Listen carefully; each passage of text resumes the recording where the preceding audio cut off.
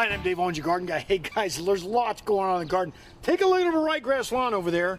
It is coming up. We just put our first mowing on that guy. And folks, if you haven't put your ryegrass in, it's starting to get a little bit late, so start putting it in if, of course, you want that green lawn during the winter time. Otherwise, you can just let that Bermuda grass lawn just go dormant. It's going to be brown for a couple months, but it can be in good shape.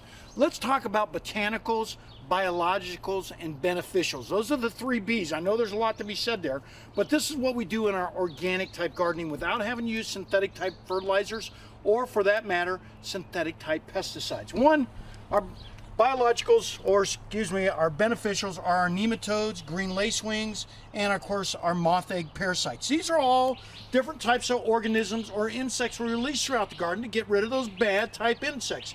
They're what we call beneficial insects. They all come in an egg type form. You can order them off arbocode.com.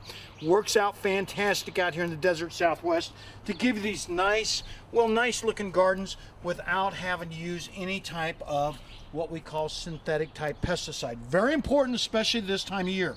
Let's talk about basically our biologicals, and this is one that I use quite often. It's called Thuricide, and it gets rid of all those different types of, well, caterpillars in your garden. It's real easy to use. It comes in a liquid type form or a dust type form, and it gets rid of those caterpillars that are munching on your leaves and creating that little hole right in your leaf. You see it so often out here, and people always are emailing, why do I have holes in my leaves? Especially my lettuce, my pak choi, my bok choy, my spinach. Well, that's the reason. It's because you got a caterpillar in the garden, or a multiplicity of those. Thuricide does it, and does it quite well. But last but not least is our botanicals. These are all our different flowers we put in throughout the garden.